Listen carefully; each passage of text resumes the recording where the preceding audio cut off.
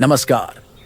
आज हम आपको एक ऐसे अद्भुत जीव की कहानी सुनाने जा रहे हैं जो आकार में भले ही छोटा हो, लेकिन उसकी मेहनत, संगठन और संघर्ष की कहानी बेहद प्रेरणादायक है।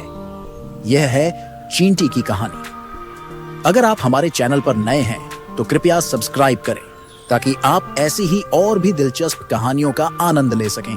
तो आइए शुरू करते हैं। चींटियां दुनिया के सबसे छोटे और सबसे मजबूत जीवों में से एक हैं।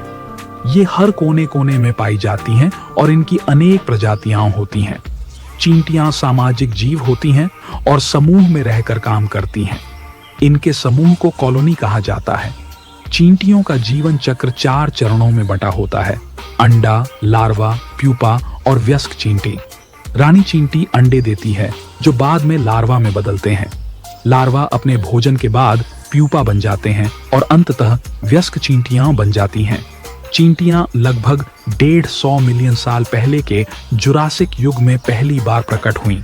इनका विकास डायनासोर के समय में हुआ और इनका इतिहास पृथ्वी पर जीवन की विविधता और विकास को दर्शाता है।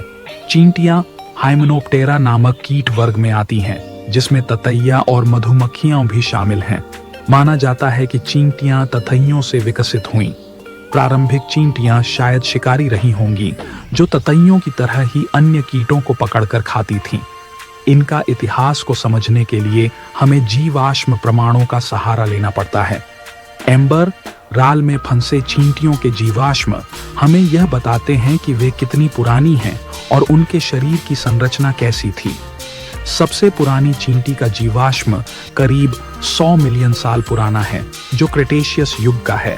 चींटियां समय के साथ विभिन्न वातावरणों में अनुकूलित होती गईं और आज विभिन्न प्रकार के वातावरण में पाई जाती हैं, जंगलों से लेकर रेगिस्तानों तक।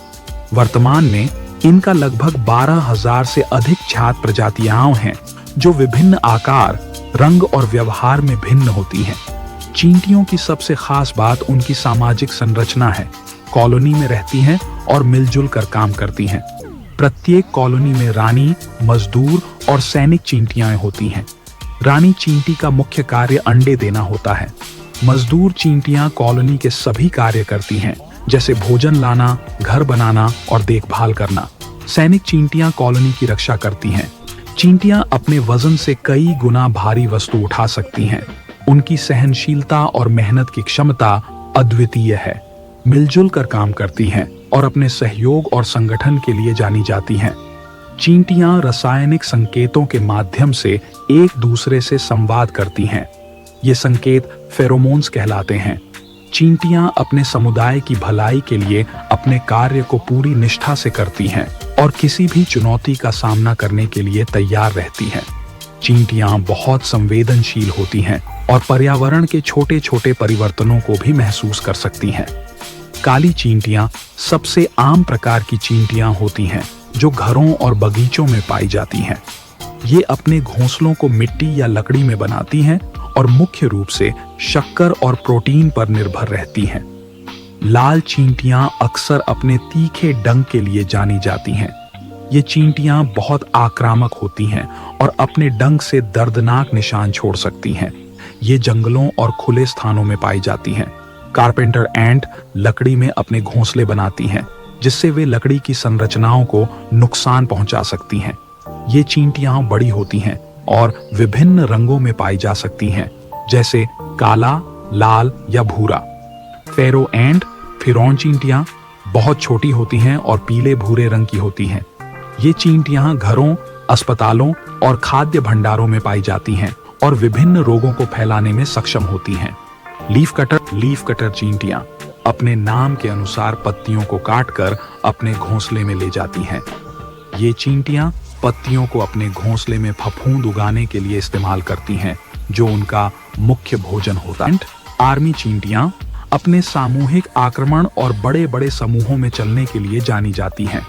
ये चींटियां बहुत ही संगठित होती हैं और अपने रास्ते में आने वाले हर कीट को खा जाती हैं। फायर चींटियां लाल रंग की होती हैं और इनके डंक में विष होता है, जिससे जलन और दर्द होता है। ये चींटियां आक्रामक होती हैं और अपने घोंसलों के पास आने पर हमला कर देती हैं। वीवर एंड विविल्ड चींटियां घोंसले के रूप में जोड़कर एक विशेष घोंसला बनाती हैं। ये चींटियां अपने लार्वा के रेशे का उपयोग करके पत्तियों को सिलती हैं। ये विभिन्न प्रजातियां हमें उनके अद्वितीय जीवन शैली, संगठन और अनुकूलन क्षमता के बारे में बताती हैं। चींटियां हमारे पर्यावरण के लिए बहुत महत्वपूर्ण होती हैं, लेकिन कभी-कभी वे हमारे लिए खतरनाक भी साबित हो सकती हैं। मिट्टी की उर्वरता बढ़ाने में महत्वपूर्ण भूमिका निभाती है। वे मिट्टी में सुरंग बनाकर हवा और पानी को पौधों की जड़ों तक पहुंचाने में मदद करती हैं। चींटियां कई अन्य कीटों और जीवों का भोजन होती हैं और इस प्रकार वे जैव विविधता को बनाए रखने में मदद करती हैं। कुछ चींटियां हानिकारक कीटों का शिकार करती हैं, जिससे फसलों और पौधों की रक्षा होती है।